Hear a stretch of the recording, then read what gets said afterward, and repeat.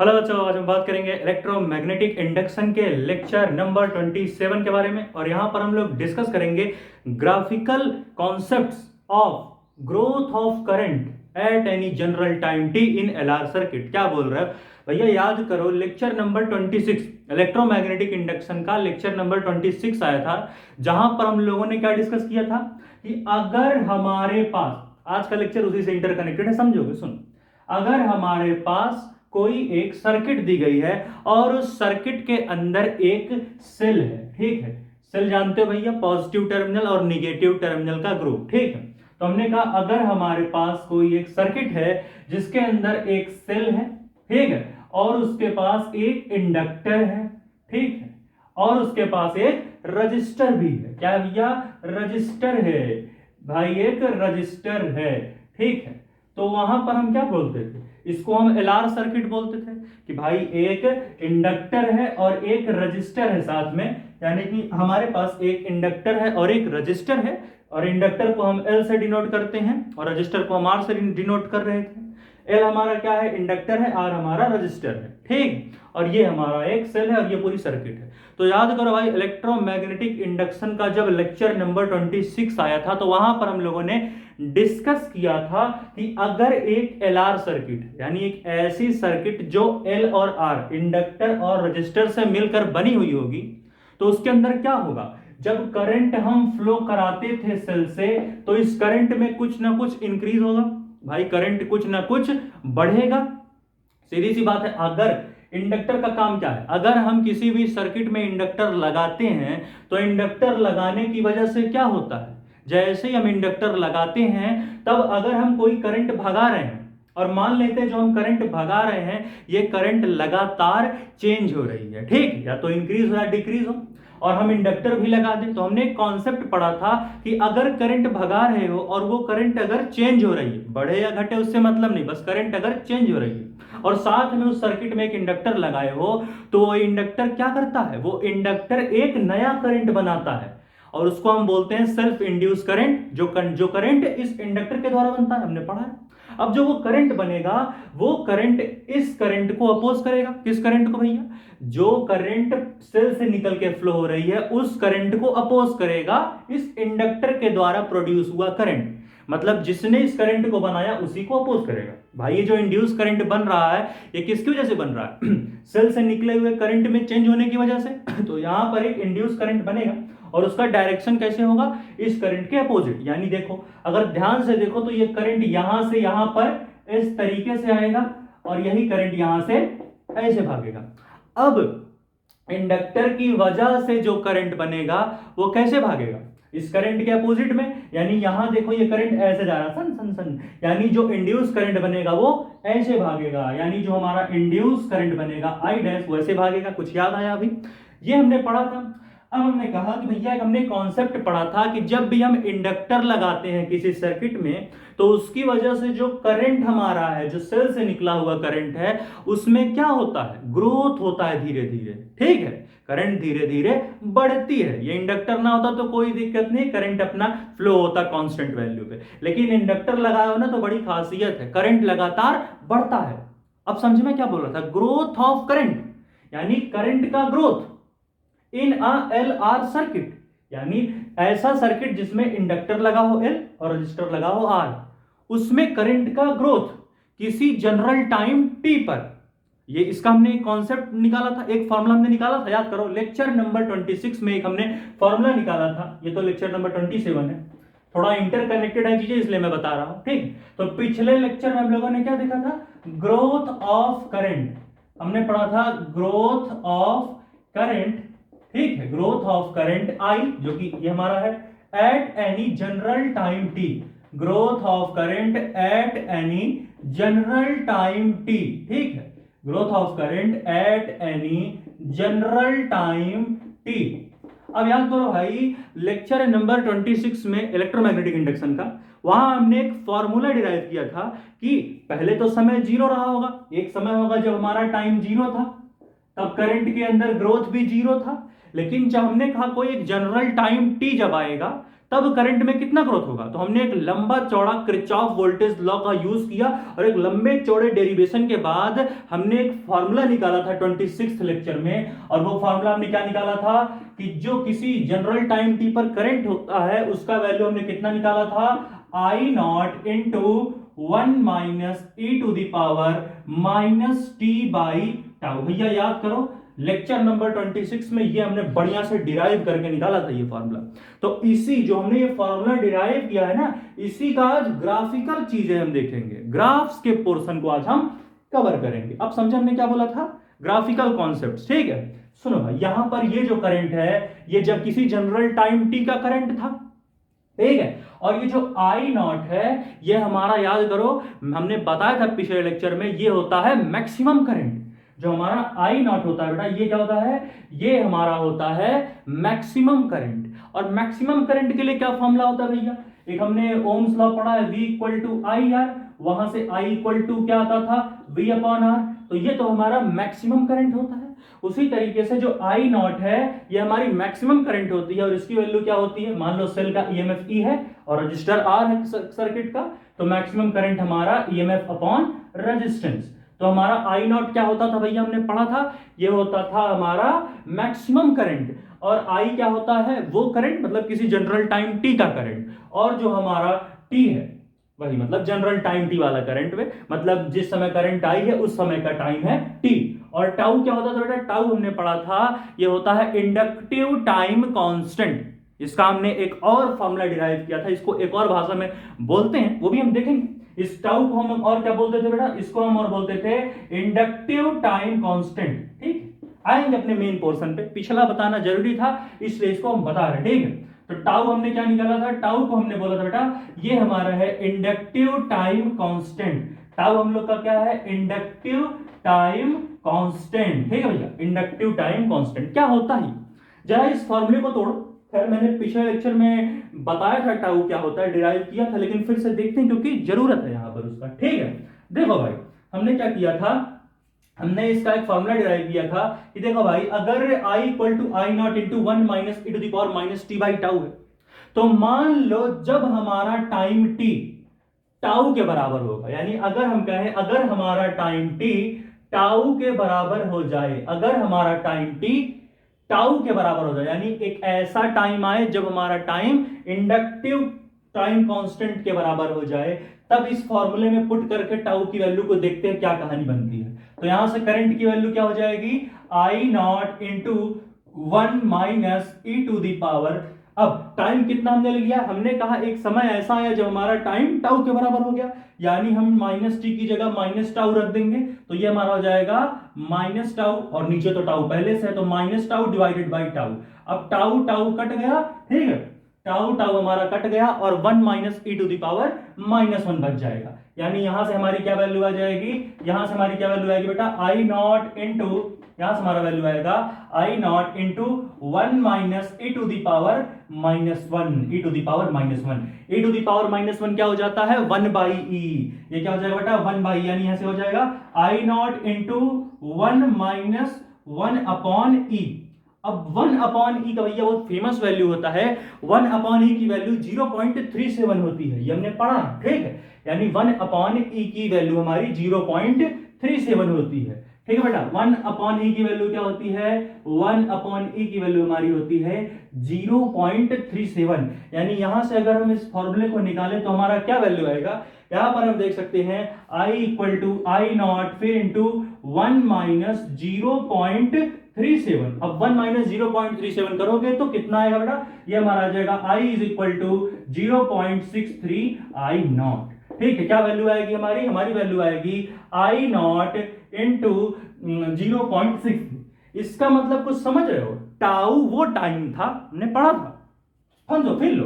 Tau भैया वो time है जिस टाइम पर हमारा करंट मैक्सिमम करंट का 63% हो जाएगा। ये आई नॉट क्या है, मैक्सिमम करंट है, और आई क्या है, आई हमारा टी टाइम पर जो करंट फ्लो हुआ वो है, आई हमारा वो करंट है जब टी टाइम हुआ, और आई नॉट क्या है, मैक्सिमम करंट। अब टाउ कौन सा टाइम है, टाउ एक ऐसा टाइम है जब हमारा करंट जो है मैक्सिमम करंट का 63% हो जाएगा। यानी अगर मैक्सिमम करंट 100% है तो टाउ वो टाइम है जब मैक्सिमम करंट का 63% करंट फ्लो होने लगेगा सर्किट में, वही है टाउ टाइम। तो अब समझ में आया टाउ कौन सा टाइम है, जब हमारा करंट मैक्सिमम करंट का 63% हो जाए। तो ये दोनों हमने डिराइव किया था, यहां फिर से किया क्योंकि हमें ग्राफिकल पोर्शन देखना है। एक बार फिर से इसे नोट करो, और जो हमने मेन दो फॉर्मूले निकाले इसको रखते हैं, और अब हम ग्राफिकल कॉन्सेप्ट्स देखते हैं एलआर सर्किट के।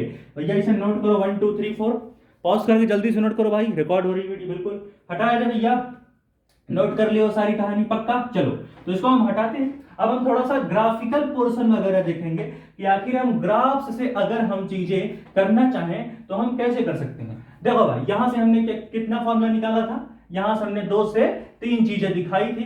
क्या पहला तो हमने ये देखा था कि भाई देखो हमारी जो करंट की वैल्यू है, ठीक है, वो कितना हमने डिराइव किया था, I not into I is equal to क्या हमने डिराइव किया था, I not into 1 minus e to the power minus T by tau. फिर हमने कहा कि चलो भाई हम अपने टाइम को at time is equal to tau, हम अपने टाइम को अगर टाउ के बराबर कर लें, इंडक्टिव टाइम कांस्टेंट के बराबर, तो वहां पर हमारा करंट कितना हो गया था 0.63 इंटू आई नॉट। हमने ये 2 चीजें यहां से रिजल्ट निकाल लिया, हमने 2 रिजल्ट्स निकाले। अब इसी पे हम बेस एक ग्राफ बनाएंगे, ठीक है। अगर हम ग्राफ देखेंगे बेटा तो ग्राफ कैसे बनेगा, अगर हम टाइम और करंट का ग्राफ बनाए यहां पर तो ग्राफ हमारा किस तरीके से बनेगा, इसे मैं थोड़ा उधर लिख देता हूं ताकि ग्राफ हम थोड़ा अच्छे से बना लें। यहां लिख लो एट नहीं, यहां नहीं, यहां लिख लेते हैं, यहां लिख लेते हैं at time is equal to tau, at time is equal to tau हमारा करंट जो है 63% हो जाएगा मैक्सिमम करंट का, ये हमने पढ़ा। अब हम समझे, मैं शुरू में क्या बोला था, graphical concepts of growth of current in LR circuit, ठीक है। यानी कि हम ग्राफ बनाएंगे टाइम वर्सेस करंट का, और ग्राफ्स से हम चीजों को समझेंगे, ठीक है। हमने कहा चलो भाई में ग्राफ बनाते हैं, कुछ इस तरीके से हमने एक ग्राफ बना लिया, ठीक है।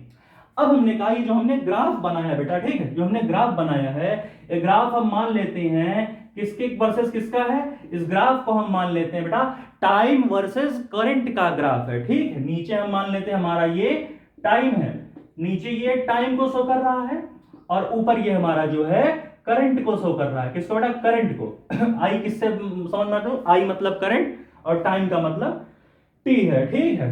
आई हमारा क्या है, करंट, और टाइम टी है, यानी हमने करंट वर्सेस टाइम का ग्राफ बनाया। जब हमने करंट वर्सेस टाइम का ग्राफ बनाया तो हमने देखा हमारा जो करंट है वो टाइम के साथ एक्सपोनेंशियली ग्रो कर रहा है। एक्सपोनेंशियली का ग्राफ कैसे बनता है बेटा, ऐसे बनता है, जूम, ठीक है। जो एक्सपोनेंशियल ग्राफ्स हमारे होते हैं वो किस तरीके से बनेंगे, जो हमारा एक्सपोनेंशियल ग्राफ होता है वो ऐसा बनता है, यानी करंट जो है टाइम के साथ एक्सपोनेंशियली इंक्रीज कर रही है लगातार, ठीक है। तो हमने कहा ये तो हमारा हो गया जब हमारी मैक्सिमम करंट होगी, ठीक है। ये यहां पर हमारी क्या है, यहां पर हमारी है मैक्सिमम करंट, ठीक है बेटा, ये हमारा होगा मैक्सिमम करंट। भाई ये देखो ये पीक वैल्यू है, तो यहां पर आकर के हमारा करंट अपने मैक्सिमम वैल्यू को टच करेगा। करंट की मैक्सिमम वैल्यू कितनी बेटा, ईएमएफ अपॉन रेजिस्टेंस, तो ये तो हमारा मैक्सिमम करंट होगा। यहां पर आके हमारी करंट कांस्टेंट हो जाएगी, क्यों, क्योंकि भाई एक मैक्सिमम वैल्यू पर हमारा करंट आएगा और वहां जाने के बाद करंट कांस्टेंट हो जाएगा। तो ये हमारा मैक्सिमम करंट यहां पे आ गया, यहां से ज्यादा ग्राफ तो जा नहीं रहा। फिर हमने कहा एक हमारा और टाइम आया था जब हमारा टाइम टाउ के बराबर हुआ था, तो हम कहते हैं भैया हम मान लेते हैं यहां पर हमारा टाइम जो है टाउ के बराबर हो गया। जब टाइम टाउ के बराबर होगा तब हमने क्या पढ़ा, तो वहां पर भी तो कुछ करंट बनेगा, ठीक है। इस चलो भाई इसको मैं यहां थोड़ा बना देता हूं, ये इस तरफ है ना, सुनो, जब हमारा टाइम टाउ के बराबर था तब करंट में कितना ग्रोथ आएगा, हमने पढ़ा है हमारा जो करंट होगा वो 63% हो जाएगा, 63% हो जाएगा मैक्सिमम करंट का। यानी ये ग्राफ कुछ कैसा बनेगा बताते हैं, सुनो बात सुनो, देखो ये जो हमारी करंट है बेटा, ये देखो कैसे जाएगा, टाइम हमारा ये है तो ये ऐसे बनाओ, ठीक है, इस तरीके zoom zoom zoom zoom zoom zoom, ठीक है। तो हमारा जो ये हमारा कौन सा पॉइंट है, ये देखो ऐसे, ये देखो ये देखो ये हमारा हो जाएगा 0.63 ऑफ आई नॉट। समझ रहे हो? यहां पे क्या समझे कहानी? यहां पे ये समझे कि जब हमारा टाइम टाउ के बराबर हुआ, मैं टाइम को थोड़ा ग्राफ को यहां नीचे बना देता हूं, ये टाइम वाला ग्राफ है हमारा, ठीक है? ये ऐसे, ये देखो, ये टाइम का ग्राफ था, टाइम वर्सेस करंट का। अब सुनो, अब देखो, जब हमारा टाइम टाउ के बराबर हुआ तब हमारा जो करंट है वो मैक्सिमम करंट का 63% हो गया। यानी ग्राफ मैक्सिमम करंट से तो थोड़ा नीचे ही बनेगा, मान लो यहां पर। तो इस तरीके का ग्राफ हमने देखा कि भाई यहां पर 0.63% ऑफ आई नॉट बन गया, ठीक है? ये करंट का ग्राफ है, ठीक है? तो इस तरीके से हमारा ग्राफ बन करके आया, ठीक है? इस तरीके से यहां पर मैक्सिमम करंट और यहां पर मैक्सिमम करंट का 63%, जब हमारा टाइम टाउ के बराबर हुआ हमने डिराइव किया, तो ये ग्राफ बन गया। अब यहां पर दो कहानियां बनती हैं, ठीक है? इसका थोड़ा दिख रहा है कि नहीं भाई? अब यहां पर जो है दो कहानियां बनेंगी। हम दो कहानी यहां पर दो केस पढ़ेंगे कि भाई एक केस हम पढ़ेंगे जब हमारा टाइम 0 था और जब हमारा टाइम इनफाइनाइट पहुंच गया तब क्या क्या कहानियां बनेंगी। इसे बेटा नोट करो, तो हम उन दोनों कहानियों को भी देखते हैं। फटाक से नोट करा जाए भाई, 1 2 3 4 पॉज करके नोट करो बेटा, 1 2 3 4 पॉज करके नोट करें। हो गया क्या? इस ग्राफ को मैं फिर से बना देता हूं समझाने के लिए, ठीक है? कोई दिक्कत तो नहीं भाई? समझ में आया कि नहीं ग्राफ? इस ग्राफ को चलो मैं थोड़ा फिर से आपके लिए बना देता हूं। ऐसे बनाओ, यहां से ऐसे आओ आप, ठीक है? ये देखो आप, ये हो गया हमारा, ये मान लेते हैं हमारा टाइम यहां पर टाउ के बराबर हो गया था, मान लेते हैं, ठीक है? हमारा यहां पर टाइम टाउ के बराबर हो गया और ये हमारा ग्राफ ये एक्सपोनेंशियली ऐसे ग्रो करा लो, ठीक है? इसको जो है आप एक्सपोनेंशियली ग्रो करा सकते हो। और ये देखो, ये हमारा था क्या? यहां पर हमारी मैक्सिमम करंट आई थी, यहां पर मैक्सिमम करंट था, यहां टाइम टाउ मान लो इस पोजीशन पर। तो ये देखो, ये ग्राफ कुछ इस तरीके से आप बना सकती हो, ठीक है? ऐसे जाओ, ये देखो ऐसे, ये हमारा कैसा हो गया? 0.63% ऑफ आई नॉट, और ये ओवरऑल ग्राफ हमारा करंट का था, ठीक है? ये हमारा टाइम जो हमारा टाउ था तो इतना, और ये करंट का ग्राफ हो गया, और ये ओवरऑल हमारा करंट वर्सेस टाइम का ग्राफ था, ठीक है? तो इस तरीके से हमने देखा, ठीक है? ये टी टाइम जब टाउ के बराबर था तो ग्राफ कुछ ऐसे बना, ठीक है? और मैक्सिमम करंट हमारा ये पीक पे टच कर रहा है, ठीक है? समझ रहे हो? समझ रहे हो कि नहीं? पक्का? मैक्सिमम करंट कब हुआ? जब हमारा ग्राफ पूरा अपने पीक पे चला गया। अब यहां से ज्यादा तो करंट बढ़ नहीं सकता, यहां पे जाके करंट कांस्टेंट हो गया, तो वही हमारा मैक्सिमम करंट आई नॉट हो गया। समझ में आया? ग्राफ हटाया जाए, थोड़ा और नई नई चीजें देखें, हटा दें। चलो, तो अब इसके बाद हम थोड़ा सा और नई कहानियां देखते हैं। क्या कहानी देखेंगे? अब हम दो केसेस पढ़ेंगे बेटा, ठीक है? यहां पर हम जो है दो केसेस पढ़ेंगे और उन दोनों केसेस में देखेंगे आखिर क्या क्या कहानी बनती है हमारी, ठीक है? चलो, पहला केस हम क्या देखेंगे? मान लेते हैं हमारा टाइम 0 है, ठीक है? मान लेते हैं कि हमने जो है, जब हमारा टाइम 0 रहा होगा तो कितना करंट फ्लो हुआ होगा सर्किट में? कॉमन सेंस अगर लगाया जाए तो जब टाइम 0 रहा होगा तो 0 अमाउंट ऑफ करंट भी फ्लो हो रहा होगा। सीधी बात है कि भाई जब हमारा टाइम जो t है ये 0 रहा होगा तो कितनी करंट फ्लो हो रही होगी? ये फॉर्मूला हम लिखे हैं, इससे पता कर लेते हैं कितनी करंट फ्लो हुई होगी। तो देखते हैं कितनी फ्लो होती है। I इज इक्वल टू क्या लिखेंगे बेटा?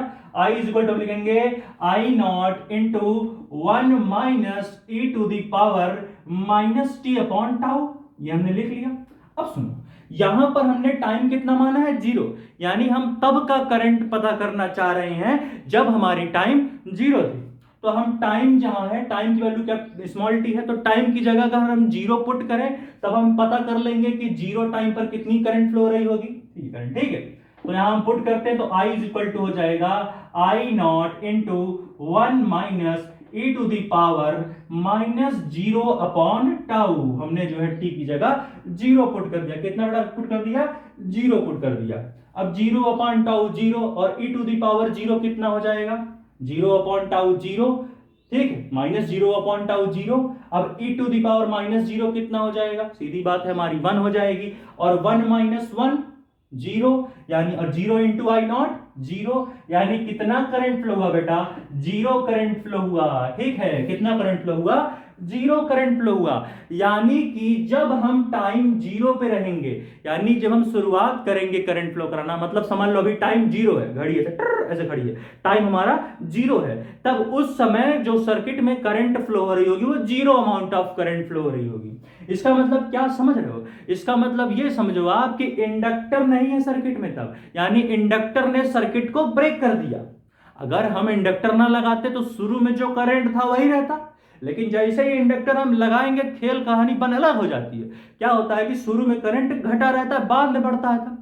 तो अगर इसका मतलब जब हमारा टाइम जीरो था तो करंट जीरो है, इसका मतलब ये जो इंडक्टर है, इंडक्टर सर्किट को ब्रेक कर देगा। इसका मतलब जो हमारी इंडक्टर है, इंडक्टर हमारे सर्किट को ब्रेक करके रखा हुआ है। इसका मतलब जब टाइम जीरो होगा तो हमारा सर्किट कैसा बनेगा बेटा? जो हमारी सर्किट होगी वो कुछ इस तरीके से बनेगी। यहां से हम सेल लेंगे और ये हम ऐसे बनाएंगे और यहां पर हम ऐसे आएंगे, ये हमारी हो जाएगी रजिस्टर और ये हमारा हो जाएगा इंडक्टर।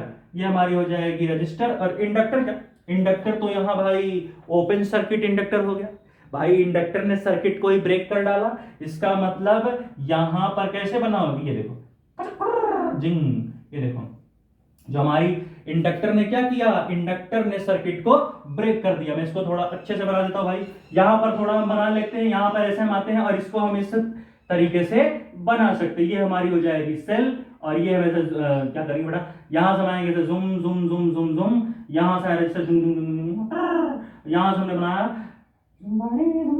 ये हमारी हो गई सर्किट, हमारी ओपन हो गई। इंडक्टर ने सर्किट को ओपन कर डाला। ये कैसा सर्किट हो गया? Open circuit inductor. यानी जब हमारा टाइम जीरो है, जब हमारा टाइम 0 सेकेंड है तो हमारी करंट जीरो है। और कैसा सर्किट बनेगा बेटा? सर्किट ये क्या है? Open circuit inductor. इंडक्टर ने सर्किट को तोड़ दिया भैया, कोई करंट नहीं फ्लो हो रहा है, ठीक है। कैसा बन गया? Open circuit inductor. Open circuit inductor यानी इंडक्टर ने भैया सर्किट को तोड़ डाला, ठीक है, इंडक्टर ने सर्किट को तोड़ डाला, ओपन सर्किट इंडक्टर। या फिर दूसरी भाषा में हम लोग लिख सकते हैं यहां पर कोई करंट नहीं फ्लो, यहां पर बेटा जो है कोई अमाउंट ऑफ करंट नहीं फ्लो। समझ में आ रहा है बेटा? थोड़ा सा दिक्कत होगा, हाँ देखो अगर हमने क्या पढ़ा, ये जो हमारी सर्किट है कैसी है? ओपन सर्किट इंडक्टर बन जाएगी। इस डायग्राम को हम लोग फिर से बना लेते हैं, कोई टेंशन नहीं लो। ये देखो ये ग्राफ ऐसे था, ये हमारा हुआ सेल और ये इस तरीके से, और यहां से हम आएंगे ऐसे, और ये इंडक्टर ने सर्किट को तोड़ा और ये रजिस्टर बना और इस तरीके से हमारी कहानी बनी थी, ठीक है। चलो भाई ये रजिस्टर था और यहां पर इंडक्टर ने सर्किट को तोड़ डाला, यानी ये हमारा है बेटा ओपन सर्किट इंडक्टर। और इस केस में no current flows through inductor, यहां पर इंडक्टर के थ्रू कोई करंट नहीं फ्लो हो रहा। यानी यहां पर हम क्या लिखेंगे? यहां हम लिख सकते हैं भैया, यहां हम कहां लिखे, समझ नहीं आ रहा, इसको हम कहां लिखे? यहां लिख लो नो करंट फ्लोज, यहां लिख लो नो करंट फ्लोज। यहां क्या लिखोगे? No current flows through inductor. क्या लिखोगे बेटा? No current flows through inductor. No current flows through inductor. No current flows through inductor. यानी यहां पर सर्किट जो है ओपन सर्किट इंडक्टर है और यहां पे कोई भी करंट इंडक्टर में नहीं फ्लो होगी। यहां पर no current flows through inductor, ठीक है बेटा, कोई तरीके का भी यहां पर करंट नहीं फ्लो होगा इंडक्टर के थ्रू। No current flows through inductor, ठीक है। हटाए इसको भैया, नोट कर लिए पक्का? हटा दिए जब टाइम जीरो की कहानी, हटाए भाई, नोट कर लो, 1 2 3 4 हो गया। चलो तो यहां से हम लोगों ने एक कहानी तो सीख ली। अब इस चीज को मैं थोड़ा सामने से यहां लिख देता हूं ताकि आप समझ लो कैसा बेटा। ये हमारा है ओपन सर्किट इंडक्टर। क्या बेटा? ये हमारा है ओपन सर्किट इंडक्टर। ये हमारा है ओपन सर्किट इंडक्टर। और यहां क्या लिखोगे? No current flows through inductor. No current flows through inductor. क्या बेटा? No current flows through inductor. No current flows through inductor. No current flows through inductor, ठीक है। यहां पर कोई सा भी करंट नहीं फ्लो होगा, ठीक है। तो इस तरीके से हमने ये कहानी देखी, जब हमारा टाइम जीरो था तो करंट जीरो हुआ और वहां पर कोई सा भी करंट नहीं फ्लो हुआ सर्किट में। तो बेटा ये हमने एक कहानी देखी। अब इसके बाद हम टाइम को इनफाइनाइट रखेंगे और वहां देखेंगे कि आखिर क्या क्या कहानी बनेगी। तो बेटा इसे नोट करो, हटाया जाए 1 2 3 4 पॉज करके नोट करें, 1 2 3 4 पॉज करके नोट करें, हटा ले भाई पक्का। चलो तो अब हम जो है एक और कहानी देखेंगे। अब हम बेटा यहां पर टाइम को इनफाइनाइट रखेंगे, ठीक है। यहां पर हमारी जो टाइम है, अब इस टाइम को हम इनफाइनाइट वैल्यू तक ले जाएंगे और जब हमारी टाइम इनफाइनाइट पे जाएगी तो देखेंगे कि आखिर कितना करंट फ्लो हो रहा है, ठीक है। यहां पर हम जो है टाइम को इनफाइनाइट लेके जाएंगे। हमने कहा कि हम जो है टाइम को इनफाइनाइट रखेंगे। वेरी सॉरी भैया, टाइम हमने इनफाइनाइट रख ली। अब जब टाइम इनफाइनाइट रखोगे तो देखो भाई वहां पर कितनी करंट फ्लो होगी उसको हम यहां पर कवर करने जा रहे हैं, ठीक है। तो हमने कहा चलो भैया इसी फॉर्मूले में फिर कहानी रखते हैं। I इज इक्वल टू, इसको इस बार यहां पे लिख लेते हैं, I इज इक्वल टू कितना हो जाएगा बेटा, I नॉट, इसको थोड़ा ऊपर लग लो, ठीक है। हाँ तो I इज इक्वल टू कितना है, I नॉट, यहां पे हो जाएगा 1 minus e to the power. अब बेटा देखो यहां पर टाइम हम कितना ले रहे हैं, इनफाइनाइट, यानी कि हम चाहे यहीं पे लिखो क्या फालतू आ जाएंगे, ये भी देखो I is equal to I not into 1 minus e to the power. Time की जगह क्या रखोगे बेटा, यहां पर टाइम इनफाइनाइट हो चुका है, यानी यहां पर हम टाइम की जगह यानी स्मॉल टी की जगह हम क्या पुट करेंगे, इंफिनिटी, यानी 1 minus e to the power minus infinity upon tau. अब बेटा देखो e to the power minus infinity क्या होता है, e to the power minus infinity क्या हो जाएगा, इसको हम ऐसे लिख सकते हैं e to the power minus infinity is equal to क्या हो जाएगा, 1 upon e to the power infinity. अब एक और हम फॉर्मूला जानते हैं, 1 by e to the power infinity क्या हम लिख सकते हैं, इसको हम कहते हैं 1 अपॉन इंफिनिटी। अब एक और हम फॉर्मूला जानते हैं, 1 अपॉन इंफिनिटी को हम 0 पुट कर सकते हैं। अब e टू दी पावर 0 हो जाएगा, e टू दी पावर हमारा क्या हो जाएगा, 0 हो जाएगा, ठीक है। यहां पे हम क्या लिखेंगे, यहां पे हमारी वैल्यू हो जाएगी e टू दी पावर 0, ठीक है। यानी यहां पर जो हमारा पूरा कहानी बनेगा ये क्या हो जाएगा, 1 बाई इंफिनिटी हमारा 0 है, इसका मतलब ये पूरा टर्म कितना आ जाएगा, ये पूरा टर्म हमारा आ जाएगा 0, यानी यहां पे क्या हो जाएगा, I is equal to I not into 1 minus 0।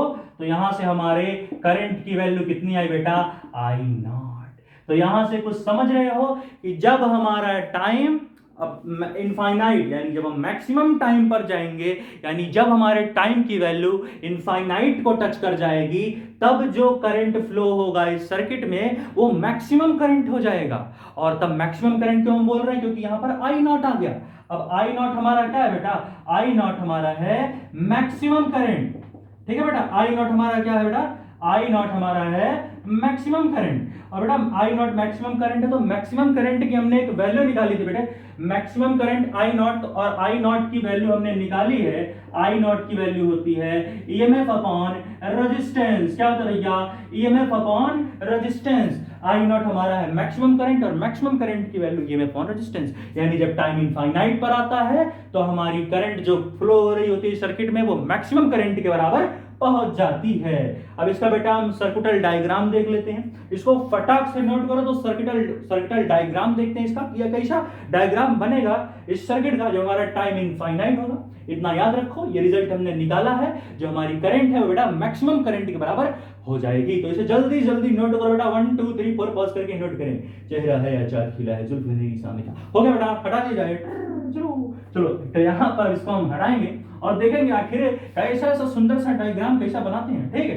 तो डरने का चीज नहीं, बढ़िया सा एक डायग्राम बनाएंगे। यहाँ पर क्या आया था, I is equal to I not, ठीक है। चलो भैया डायग्राम को अपने बनाते हैं, सर्किटल डायग्राम, बायो थोड़ी डायग्राम बनाएंगे, ठीक है। चलो भाई यहाँ पर हम आएंगे, जूम, ये रही हमारी सेल, ऐसे हम आए, यहाँ हमारी यहाँ से रजिस्टर। अब यहाँ पर जो है ना, ये देखो यहां पर जो हमारा इंडक्टर था इसने क्या कर दिया, इसने जो है, इसने अगर ध्यान से देखो तो क्या किया, इसने जो है शॉर्ट सर्किट कर दिया, यानी शॉर्ट सर्किट इंडक्टर, यानी इंडक्टर ने जो है वायर को शॉर्ट सर्किट करा दिया, चपटा दिया, यानी यहां पर सारी करंट फ्लो करा दी सेल के थ्रू। समझ रहे हो, शॉर्ट सर्किटिंग ऑफ कंडक्टर। यहां से इसका मतलब क्या है, यहां से इसका मतलब बेटा शॉर्ट सर्किटिंग ऑफ कंडक्टर। यहां से क्या लिखोगे बेटा, यहां आप लिखोगे शॉर्ट सर्किट, क्या लिखोगे बेटा, शॉर्ट सर्किट इंडक्टर। सारी की सारी करंट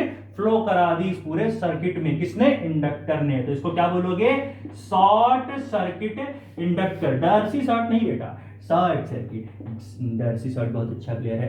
तो क्या हो जाएगा, यहां पर हो जाएगा शॉर्ट सर्किट इंडक्टर। क्या होगा बेटा, यहां हो जाएगा शॉर्ट सर्किट इंडक्टर। और बेटा शॉर्ट सर्किट इंडक्टर को हम क्या बोलते हैं, इसका मतलब all current flows through inductor. इसका मतलब क्या है, इसका मतलब सीधा ये है, इसका मतलब है all current flows through inductor. इसका मतलब क्या बेटा, all current flows through inductor. या इसका मतलब क्या है, all current flows through inductor. इसका मतलब क्या है, all current flows through inductor. All current flows through inductor, यानी जितना भी करंट है सारा का सारा करंट इंडक्टर से फ्लो करा देगा। ये इंडक्टर क्या करा देगा, सर्किट का शॉर्ट सर्किट करा देगा। भैया इस डायग्राम को थोड़ा हम अच्छे से बनाते हैं। ये हमारी सेल, ठीक है, ये हमारा जुम जुम जुम जुम जुम जुम जुम, ये देखो, यह तुमने ऐसे आया, ये हमारा इंडक्टर ने सर्किट का शॉर्ट, पूरे हमारे वायर का शॉर्ट सर्किट करा दिया। ये हमारी रजिस्टर हो गई, और ये हमारा प्लस वाला, ये निगेटिव वाला, ये करंट, और सारा का सारा करंट फ्लो कर जाएगा वायर के थ्रू। यानी जब हमारा टाइम इनफाइनाइट के बराबर होता है तो वहां पर शॉर्ट सर्किटिंग हो जाता है। शॉर्ट सर्किट इंडक्टर कहलाएगा हमारा। इस केस में जो हमारी इंडक्टर है वो कैसी हो जाएगी, शॉर्ट सर्किट इंडक्टर। और जब टाइम जीरो था तब वहां पर भैया क्या होता था, ओपन सर्किट इंडक्टर हो गया, कोई करंट ही नहीं फ्लो हुई। अच्छा इसे टाइम इनफाइनाइट करे, टाइम इनफाइनाइट करते मान हमारा करंट आई मैक्स पहुंच गया था। तो बेटा इसे नोट करो, मैं हटा हूं 1 2 3 4 पॉज करके नोट करो बेटा, 1 2 3 4 पॉज करके नोट करें, 1 2 3 4 पॉज करके नोट करें। हो गया बेटा, हटा दिया जाए, पक्का समझ आया चीजें। चलो भाई हटाते हैं इसको। तो बेटा यहां पर इस लेक्चर को हम अब खत्म करेंगे, ठीक है। इसके बाद एक नया लेक्चर आएगा, समझ रहे बेटा, इसके बाद एक नया लेक्चर आएगा जहां पर हम और बढ़िया बढ़िया न्यूमेरिकल लगाएंगे। ग्राफिकल पोर्शन था ये बेटा, ये सारे जितने हमने कॉन्सेप्ट देखे ना, ये कैसे कॉन्सेप्ट थे बेटा, ग्राफिकल कॉन्सेप्ट थे ये, ठीक है। पिछले लेक्चर में हमने थ्योरेटिकल कॉन्सेप्ट देखे थे, ये जितने कॉन्सेप्ट थे बेटा ये ग्राफिकल कॉन्सेप्ट्स थे। अब इसके बाद बढ़िया बढ़िया न्यूमेरिकल्स कराएंगे और बहुत अच्छे अच्छे न्यूमेरिकल लगाएंगे इसके बाद। तब तक के लिए पढ़ाई करते रहें, ऑल द वेरी बेस्ट। अगला लेक्चर बहुत ही जल्द आएंगे।